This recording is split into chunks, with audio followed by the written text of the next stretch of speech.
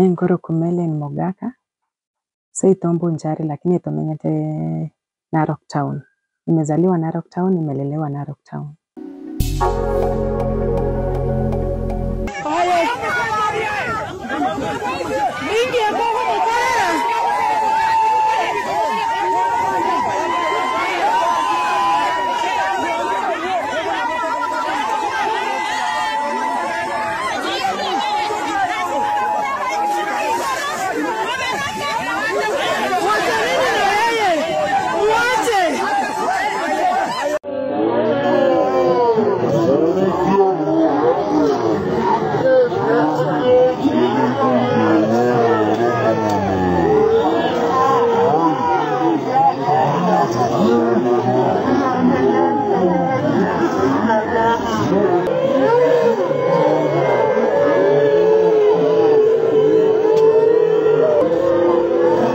So Melanie, mulikuwa separate na your late husband. Yeah. Na but ulikuwepo Matanga. Unaweza tueleza under which circumstances? Okay, venye nilisikia amepata ajali na ameaga, nilitoka huko Narok. Nikaenda mpaka huko kuconfirm ni nini kimefanyika, nini the cause of the death. Kufika kwa ground nikaambiwa alipata accident place inaitwa Mutagara. So nikataka kujua kufika mpaka huko ni nini kilihappen akapata hiyo accident. So mom venye aliniita kama mtu mwenye alikuwa amelipia mahari. That's the time yenye wana-recognize kama bibi yake. So nikaenda mpaka kwa boma, nikafika kwa penye accident ili happen, nikaenda direct kwa boma. Fika kwa boma ndio wakanielezea Onyinga alikuwa anatoka place inaitwa Mosoveti akikuja nyumbani. That's the time alipata accident. Yeah. So kutaka kuuliza vitu mingi juu nilitaka kujua walikuwa na nani kwa gari. Gari iko wapi? Juu si kupata gari at the scene. Kwa the scene, I think accident ikihappen kama si polisi watakuja kuchukua hiyo gari ionyeshwe hapo ndio imehappen accident. So sikuwa na belief kitu yoyote. Juu si kupata gari, mara nikifika nyumbani wananiambia pikipiki yake the same ndio ilimkanyaga kwa watu wenye walikuwa wanamchunia avocado. So si kupata hiyo kitu ikienda straight. Ni gari alipata accident eti ikamrusha kwa barabara, pikipiki yake the same ikamkanyaga. So kuenda nyumbani kuuliza all those questions, nikaona kama ninachunguza sana. Wakaanza kuniweka question mark. Wakaanza kuniambia utaenda kuview the body ama utaki. Juu kwa nini nauliza vitu mingi? Gari ni si tunajua penye tumeweka. Pikipiki ni si tunajua penye tumeweka. Nikamwambia I want to know. Juu ingekuwa police case. Imeripotiwa anywhere? Akasema haijaripotiwa. Juu gari iko straight. That's why haijaripotiwa. Nikamwambia nani alichukua hiyo gari kutoka kwa the scene? Juu ili happen usiku. Ni maaskari walikuja. Hiyo kitu sijibiwi. Mama akasema unataka mtoto wangu akae mochari miaka 5 ndio kuja umfanyie nini? Waachana na hiyo maneno kabisa, tuanze kupanga nini? Mazishi. Nikamwambia it's okay. Sasa hiyo kitu inakuwa inanikula sana. What happened? The dead imeoka. Hakuna police station iko karibu Kiambere. From that place police station iko karibu. Hakuna kitu imeripotiwa kama hiyo. Gari imefichwa kwa boma fulani. I don't know the cause of the accident. So ulienda nyumbani after umepokea report kwamba amepata accident. Yeah. How long did it take you kufika nyumbani? Okay, that ilikuwa tarehe 5 ndio alipata accident, tarehe 6 nikarelax hapa nyumbani. Tarehe 7 ndio niliteremka. 3 days. 3 days. Yeah. Okay, venye mazishi ilikuwa inaendelea, kuna kitu fishi sana, ni kama nilikuwa nimepangiwa kila kitu. Si kujua na si kuelewa. With that time nilikuwa confused. Chief wa area alikuwa na maskari wake, mapastors walikuwa more than 20. So venye mkutano imeisha, kila mtu aliteremka. Mimi niliona mapastors wameteremka juu walikuwa juu. Madhende wangu ni pastor, mapasta wengi walikuja more than 20. Chief hakuongojea mkutano ishe, alitangulia mapema akaenda. So mimi madhende alikuwa ameniambia najua mmekosana na kijana wangu for a very long time. Niletee watoto wazike babake. So that's the reason nilienda mpaka huko. Watoto kuwapeleka wazike baba yao. Yeah. Na she knows very well kuwa nilikuwa nimemove on na maisha juu hata kijana wake alimwambia Mele na amemove on na maisha na mimi nilikuwa najua kabisa ameoa Kisii mpaka naambiwa hata ako na bibi Kisii. Yeah. Sawa venye mwili iliwekwa chini, nikaambia kazini wangu wapeleke watoto warushe mchanga. That's the time wazee wawili walikuja. Wakasema ile sakani kigiato chandire sana, kuuliza gari iko wapi, kuuliza vitu zake ziko wapi, kuuliza vitu mingi. Ero na ria korora.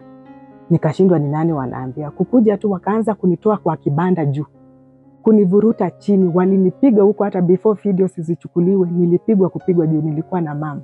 Hata mama naye amepigwa. Nilipigwa, nikapigwa, nikaletwa kwa kaburi. Nikamwambia siwezi mzika mtu mwenye first nyumba yenye tulijenga naye huko chini. Amjei nipe hata funguo nifungue nijue ni nini iko ama iko. Juu niliombanga loan tukajenga naye. Second thing, hata sasa ni kuuliza nini na nini iko wapi hamtaki kuniambia. Sasa nitaweza mzika aje mtu mwenye si yuko recognize kama bibi? Nini niko naye yenye inaonyesha saizi niko recognize basi kama bibi yake? Juu nilikuwa na protect hizi vitu zote juu ya kijana wangu, na mmeniambia akuja mzike, sijamkata, na nimewaleta watoto wote wakuja wazike baba yake.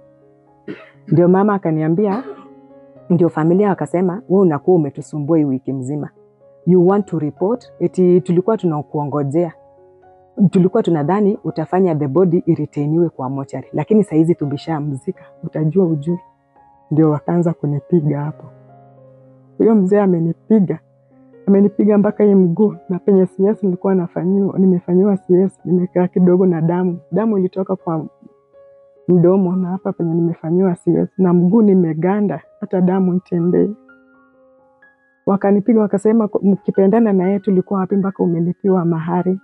Kuja mzike bwana wako, kuja mzike bwana wako. Ndio hao wazee walikuwa wananipiga, kunipiga hivyo. Mango zake napigwa na wao wananipiga wote. Hakuna mtu mwenye hakunipiga kwa hiyo boma. Wote walinipiga. Walikuwa nasema tulikuwa tunakutai mimi siku ya mwisho, wewe umekuwa kichwa ngumu sana.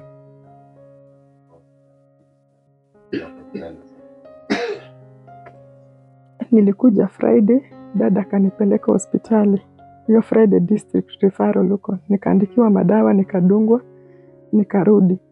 Hiyo usiku yote sikulala. Baba akaniambia wacha nikomboe gari nikupeleke Kisii, hatukuripoti hii kitu. Twende tuandikishe OB Kiambere. Tukaenda tukaandikisha na tukarudi mpaka huko. Mwili imeniuma, nimeambia mama silali, nipeleke hospitali. Ndio jana yote wakanipeleka hospitali, nikakaa hospitali mpaka usiku ndio nimerudi hapa.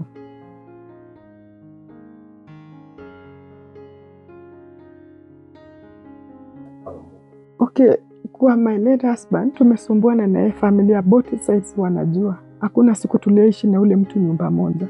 Kama ni kukomboa nyumba Narok ni mimi nakuwa nimelipia, mpaka landlord anajua. So yeye huwa anakuja once kuona tu watoto, na anajua venye nafanya kazi, na huwa anakuja Friday. Huwa alikuwa anakuja tu mara moja tu kuona watoto na kuenda. Kama hajanipata huko penye nimekomboa, anakuja hapa kwa mama. Anajua watoto wako kwa mama. Anakuja na wasalimia na anaenda. Relationship yangu na yeye tangu nilizaa mtoto wa kwanza haijai kuwa vizuri. Juu nilizaa mtoto wa kwanza mpaka alifikisha miaka 2 ndio alikuja kumuona. Hakuwahi muone hiyo miaka yote. Ndio watu wakaanza kumwambia mtoto mwenye ulizaa na kufanana wewe. Ndio akanitafuta back kuja kujua kama mtoto mwenye nilizaa kweli anafanana na nani na yeye. That's the time tena alinipembeleza nikarudi kwa hiyo ndoa. Mamake tumekesi na yeye vitu mingi mpaka both parents wakasema hatuwezi ingililia tena hii relationship yenu. Mnakosana mnarudiana, mnakosana mnarudiana. The time yenye nilikuta hii ya mwisho yenye tulikuja kurudiana, na nikamwambia sasa inastahili utulie, nafanya kazi hospitali. We go through the test, tulifanya matest fulani. Venye nilienda kuambia mama kijana wako ako hivi na hivi na hivi, that's the time aliamua kunilipia mahari. Anajua hata penye yako ni nini ninamaanisha na ni nini ninasema. Hata jamaa alikuwa anasema nitajua, kumbe niko hivyo. Nikamwambia tulia, nafanya hospitali, nitakuwa nafanya this one, siku yenye utakuwa sawa tutazaa watoto. Na Mungu akanibariki nikazaa mtoto kijana. Kwanza hata venye nilizaa juu nilifanyiwa CS, akatoroka tena akaenda 1.5 mwaka yenye tena hakuiona mtoto wangu mdogo. So nimeishingi kwa marriage yenye ni marriage sawa, lakini hata kama hiyo mali yenye walikuwa wamelipa, sijaishi vizuri maishani mwangu tangu nimjua Nyinge. Juu hajaikaa kama baba wa watoto wangu hata siku moja. Watoto wamelelewa hapa nyumbani na mama na baba, na ndio hao wameishi kunilelea watoto. Okay, kenye tumefunzwa I'll not be clear on that, lakini mother-in-law juu anajua kenye nilimwambia. Mungu tu ndio anajua kenye nimepitia na kila kitu. Siwezi, yes nilimpromise hakuna kenye nitaweza sema juu hata my parents hawako wanajua that, but nilienda nikaambia mama yake specific thing yenye nimepata, na nikamwambia waambie tu kijana wako aende polepole juu hii yenye nimepata istahili kukuwa na wanawake wengi huko nje ama nini, yani aende polepole juu nimeamua kukaa na yeye na siwezi mtupa juu bado nilikuwa nampenda kama baba wa mtoto wangu wa kwanza tu kabla hatujazaa huyu wa pili. Yeah. Sasa ile siku yenye alikuja nilienda Januari kwa kuruka mwaka juu alikuwa ameenda na watoto. Kufika kwa nyumba nakuta manguo za wanawake kwa nyumba, nikapiga picha, the pictures. Nikakuta mtu TikTok niko nazo wanawake wako kwa nyumba, nikamuuliza what is this? Nikapiga picha nikaita mama yake nikamwambia mam, kuja ona hizi nguo zenye ziko hapa. Akaniambia si unajua nyingi tu na tabia yake, tumuombe tu siku moja atabadilika. That's the time nilikasirika nikakuja Narok. Kukuja Narok akakuja akachukua nguo zake kwa nyumba. Sasa akachukua nguo zake zote, hata zilikuwa mingi, trouser kama 3, shati 2 akachukua. Akaniambia nimekuambia wewe oleka. Wewe oleka, mimi nimeoa, achana na mimi kabisa. Wewe oleka. Oleka. Nikamwambia tena umeniacha, tena unaenda mwaka mzima, tena watoto ndio hao wanataka kuingia shule. Huyu mdogo ndiye anaingia playgroup. Sasa tena unataka kutoka kwa maisha yangu? Akaniambia oleka, akachukua kila kitu mpaka chaja. Akaniacha akaenda. So that's the time yenye kuna jamaa mwenye alikuwa ananiambia Melen, huyu jamaa anakusumbua, ndaweza kuchunga maishani. That's the time huyu jamaa aliingilia kwa maisha yangu. Yes. For those all years sijai kuwa in another relationship, ni kumvumilia tu na ni kusema atabadilika. Nikufika mimi venye walinilazimisha hapo, walisema tunataka na wewe usiyeoleka mahali pengine. Usiyeoleka mahali pengine. Kama Onyinka amekufa usiyeoleka mahali pengine kabisa kabisa. Watu walifanya hivyo ndio nisiyeoleka mahali pengine. Juu hapo penye walikuwa wananichapia, wale vijana wenye walikuwa nachimba kaburi walinirusha mara 2 kwa kaburi ndani. Jeneza imewekwa ndani, mchanga imewekwa kidogo, nikarushwa. Nikatolewa. Tena ya pili nikarushwa, mama mwingine akaningoa nywele nyuma akarusha ndani. Open zangu zilirushwa ndani zikafunikwa nikichapwa hapo. Mama mwingine akanifunua nguo yenye nilikuwa nayo ya black na tight, akaniwekea mchanga hapa ndani kwa private parts yangu, akaniambia hakuna siku utakuwa na hamu ya mwanaume. Walijaribu wa prevent, lakini hakuna venye wangezuia juu vijana walikuwa wamekombolewa, walikuwa wengi. Sasa kitu nilistuka, hata mapasta wenye walikuwa mpaka bishop walikuwa wameteremka, sijui ni kitu yenye ilikuwa imepangwa. Baba anajaribu na yeye alirushiwa mchanga, mama na yeye akapigwa. Mwenye alikuwa anaona ananitetea kama huyu, mpaka tumeenda naye kwa hiyo nyumba ndani na yeye anataka kupigwa juu watu walikuwa wengi. Wenye walikuwa wametoka Narok ni Nissan moja na taxi. So na watu walikuwa wengi, walikuwa najaribu kusema achaneni na huyo, achaneni na huyo, mwenye anasema hivyo anapigwa. But kuna kazeni yangu mmoja anaitwa Oyaro, alinijaribu kunisaidia sana, but nao niliona walimgeuka kumwambia uko na nini na huyu. Alijaribu kunitetea sana lakini hakuweza hata na yeye. Brothers wangu walikuwa mmoja last, walikuwa wote walijaribu kunitetea but hawakuweza. Yes, watoto walikuwa, alafu Chantel aliwitness. Nasikia hata after tumetoka huko wamenifukuza na manguo na kila kitu. Nikaenda that Friday, nikakuja hiyo Friday Narok. Tulijaribu kukuja, tukakuja na mtoto mmoja juu kazini yangu nilimwambia enda arushe mchanga. Hata intention haikuwa watoto, kumba hawakurusha hata mchanga. Intention ilikuwa mimi, hawakupeleka kwenda kwa kaburi. Sasa kukujiwa kuanza kupigwa, ndio Sara akaona kumbe ni kubaya, akaeka huyu kijana wangu kwa mgongo, wakatoroka wakaenda side inaitwa Musovet. Ndio msichana alibaki, alishindwa atafanya nini, akabaki.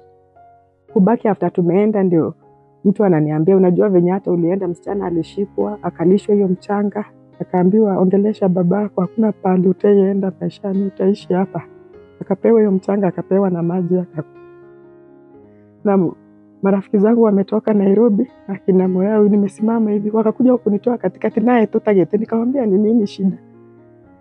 Leo ni ile siku yenye utaepa na utatuliza maswali mingi, eti nini kiliua nyingi. Kuja hapa na kwanza kupigwa.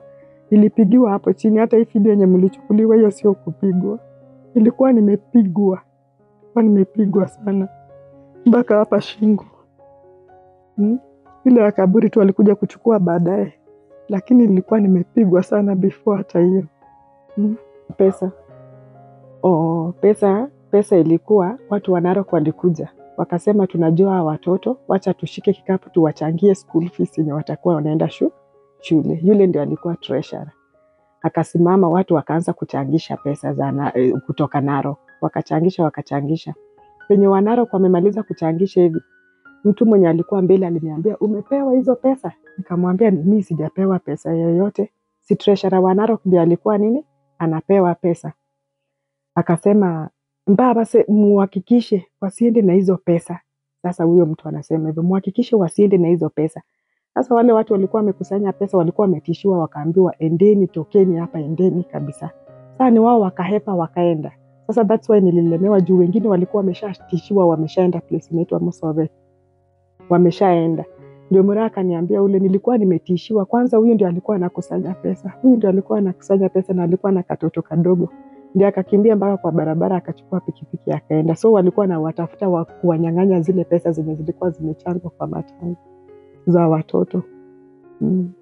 Mimi kwa masumbuano yenye tulikuwa tumesumbuana na huyu baba watoto wangu, heshima nilikuwa nimempea zake, lakini maneno yenye alikuwa amenifanyia yote, nilikuwa nimevumilia mpaka nikasema hakuna venye nitaweza mrushia mchanga. Venye waliniambia ukirusha mchanga utakuwa umejifunga, hakuna place yenye utaenda maishani. Watoto wangu ni wadogo, mimi bado ni mdogo. Wakaanza kuniambia ni wao umemuua. Nikamwambia pastors wako hapa, taweza chukua Bible na nisimame mbele ya kaburi yake na waniombe kama nilifanya kitu kama hii, hata na mimi nimfuate. Sijamuua. Penye amepatia accident sio huku Narok, amepata accident akiwa kwao. Nimemuua aje? Si mimi. Eti kwa nini utaki kurusha mchanga kama si wewe umemuua? Na juu mlikuwa mnasumbuana na yeye, hakuna na wewe pale penye utaioleka. Hivyo walikuwa wananiambia awazi mpaka mango zake. Alikuwa mpaka makazeni zake waliniambia hata alikuwa, mpaka huyu wa mimba alikuwa bado wa matanga. Ako na wengine, hata kuna wenye najua Narok hapa wako na watoto wake tu na nawajua na wanamfanana na yeye, lakini nilikuwa nimemvumilia kwa hiyo yote bado. Hata nitashindwa kujibu juu saa hizi nimeshindwa. Mungu tu anisaidie na watu wanifanyie justice. I deserve justice because singe deserve hii yote na maisha yenye nimepitia. Wazazi wangu wa Kisii na wa hapa Narok wanajua maisha yenye nimepitia kwa ndoa, na nilikuwa napenda huyu jamaa sana. Hata kama alikuwa naoa, anakuja ananiambia mami nisamee, nimeachana. Anamfukuza tunarudiana, Hata mamu wa Kisii ni witness. Huyu mwanamke alikuwa kwa nyumba wa mwisho, I can say ni wa 9 by majina na wajua ni wa 9. Mama wenye wameolewa kwa hiyo boma yote, hata mama mwenyewe mzazi na waelewa. Mpaka nilikuwa nimekosana na mother nilio kumwambia kwa nini wakiletwa wewe unawakaribisha. Ndio alianza kuwa saidi yangu after nimemwambia kijana wako ako hivi na hivi, ndio akakuwa saidi yangu. Akaanza kuniambia kuna mwingine ameletwa hapa, kuja tumpige. Kuna siku moja mpaka ameniambia simu, kuna mwenye ameletwa hapa majambazi, kuja tumpige. Nikamwambia ongelesho nyingi, huyo msana mwenye ameletwa hapa ana makosa, sasa tukuja kumpiga tutapata solution gani? Wewe muongeleshe tu. Ndio kijana akamwambia kwani umetumwa na Melen hapa? Hata mam sasa alifika aanze kukua saidi yangu, lakini sasa ni venye kila siku hakuna miezi 2 hapo analeta mwanamke kwa hiyo nyumba. Sasa mama yake akanianza kuniambia mimi nimechoka kumuongelesha. Nikamwambia hata na mimi siwezi muongelesha asikie. Akaniambia kama asikii bibi yake, wazazi wake hawasikii, sasa tutafanya nini? Nzuri. Yes. Kwanza mamangu ndio analia sana. Juu alipigwa, mamangu anakuwa na askari na pressure. Alipigwa sana. So ninaona mama akilia, hata na mimi sina amani kabisa. Huku nyumbani hakuna hata akupuliki, atupiki chakula. Mama tu analia anasema Melen uachie Mungu. Kwa nini walikuweka kwa kaburi ndani? Waachie tu Mungu na kuzika viatu zako. Wakang'oa nywele zangu wakarusha ndani. Mama kuna stress juu ya hiyo sana, hata dada analia kila siku. Ninauliza msichana wangu mkubwa, uliona kenye nilifanyiwa? Akaniambia ni shosho wa Kisii alifanya upigwe hivi. Lakini shosho wa Kisii aliniambia wewe ni mbaya sana. Na baba na Sokoro hapa, nyinyi ni wabaya wawili sana. Kwa nini alisema hivyo? Hata mtoto wangu kimuuliza anasema shosho wa Kisii alisema mimi ni mbaya sana. Sikuwa natarajia yote ingenipata. Ningejua hata singeenda. Watoto wangu kwanza, msichana wangu mkubwa ako traumatized, hata hajaenda shule. Ameshangaa sana what happened juu aliona nikipigwa mbele ya watu. Naomba tu mtu yote mwenye ako hivi nje asiyefanyia mtoto wa wenyewe kenye nilifanyiwa, juu hata na mimi I'm in a very big shock. Kumbe nilikuwa nimepangiwa vitu yenye sijui. Eri tu ningepeana watoto waende, singekubali niende huko. Nilikuwa tu nawapeleka kama watoto wangu juu huyu kijana mdogo hawezi kaa mahali penye anioni. That's why niliteremka Kisii kuwapeleka kwa escort. Sikujua kama nitaenda kufanyiwa hii yote, singeenda. Juu hata mama nikifika Kisii alikuwa ananiambia mimi nataka watoto tu. Watoto wako wapi? Ni wao nataka. What I knew ni watoto walikuwa nataka tu, juu sijai wanyima watoto. Hata mama nilimwambia hata kama nitaenda mahali pengine, watoto wakifunga shule nilikuwa najua ulikuwa unapenda watoto, nitakuleteanga watoto na nakusalimia.